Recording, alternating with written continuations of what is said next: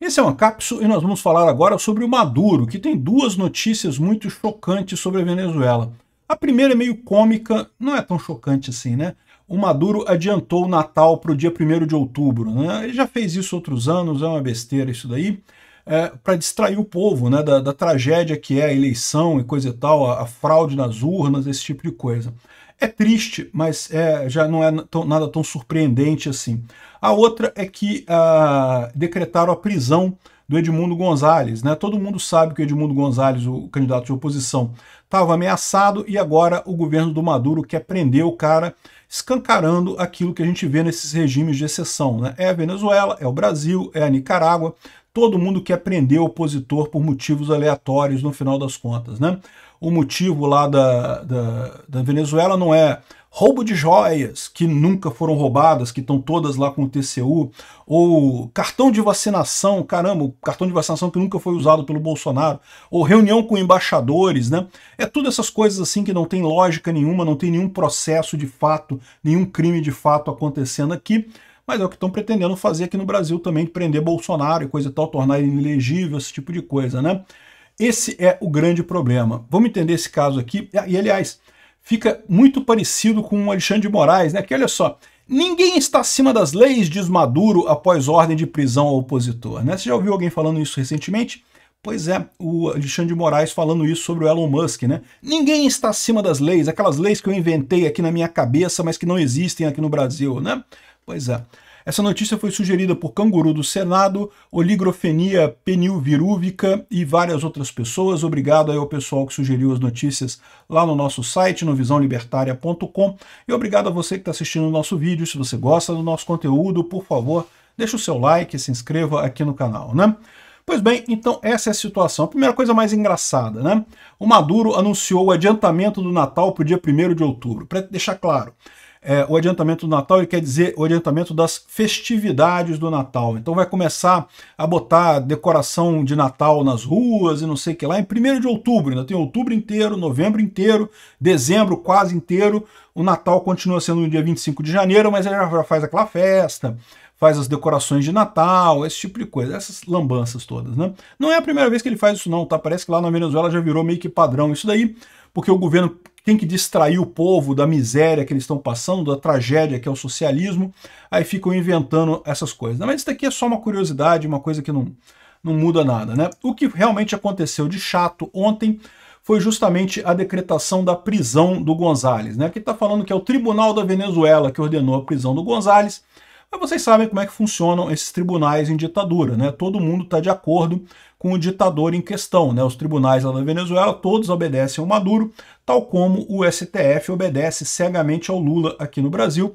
Tudo que o Lula manda, eles dão um jeito. Então, essa coisa de prender o opositor, de botar o opositor na cadeia, de tornar o opositor inelegível, é o mesmo padrão lá, é o mesmo padrão aqui, é o mesmo padrão na Rússia, é o mesmo padrão na Nicarágua. Todos esses países da democracia inabalada que eles chamam, né, é exatamente isso. No final das contas é um ditador mandando e expulsando quem for de oposição ali, né? Então, aqui, ó, horas após a Procuradoria-Geral da Venezuela solicitar a prisão de Edmundo Gonzalez, o Tribunal da Venezuela acatou o pedido e ordenou a prisão do ex-diplomata opositor do Nicolás Maduro. Foi já divulgado isso daí. Isso aqui tem uma outra coisa parecida com o Bolsonaro, né, que eu falo para vocês, esses processos judiciais ultra rápidos, né? Quando teve a investigação sobre abuso de poder político e econômico na campanha da Dilma, isso só foi julgado quando o Temer já era o presidente do Brasil, a Dilma já tinha saído. Mas isso, de certa forma, é o correto, porque esse tipo de coisa você não pode fazer na assodamento, senão você arrisca você fazer uma injustiça. Tem que investigar mesmo, tem que ter muita certeza da coisa para uma pena desse tipo. O Bolsonaro foi exceção. Não, Bolsonaro fez a reunião com embaixadores em julho, quando foi um ano depois já estava inelegível, proibido de se eleger, não pode, não sei o que lá, decretado abuso de poder político e econômico. Foi o processo mais rápido da história do TSE, de toda a história do TSE. Justamente por quê? Porque não foi um processo jurídico, foi um processo puramente político, exatamente como é o caso aqui do Edmundo Gonzalez Urrutia. Não tem nenhuma acusação real contra ele. Estão botando ele na cadeia porque o governo não gosta dele. A mesma coisa aqui no Brasil. Estão botando o Bolsonaro na cadeia porque o governo não gosta do Bolsonaro. Tem nada contra o Bolsonaro. Mas o golpe, Bolsonaro ia dar golpe. Caramba, não tem nada de golpe. Que golpe que tem no Bolsonaro? Não teve nada de tentativa. Teve uma minuta de estado de sítio, que não é golpe, porque estado de sítio está na Constituição, que nem foi aprovada. Então, que tem de golpe? Cadê o golpe? Onde é que ele tentou golpe ali? Então, nessa história toda, não tem nada, mas, de novo, né, é o que eu falo.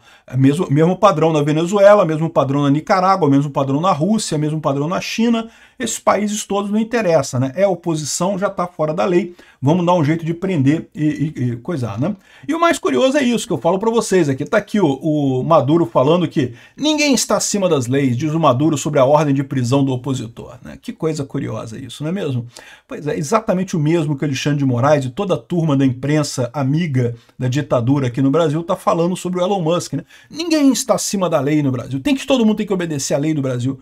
Qual lei que exige que a empresa tenha escritório no Brasil? Não tem. Escritório de empresa de rede social? Nenhuma lei exige isso. A lei das fake news iria exigir esse tipo de coisa se tivesse sido aprovada no Congresso, né? Existe uma lei no Código Civil que exige uma empresa no Brasil para empresas que fazem negócio no Brasil. Mas isso é diferente de rede social. Rede social ali, você faz acesso ao site, coisa e tal. A Blue Sky, por exemplo, não tem representantes no Brasil e não precisa ter, né? O pessoal mesmo falou que não precisa ter. Por quê? Porque é uma empresa pela internet. Igual o X, é pela internet também. É igualzinho, o mesmo tipo de negócio, né?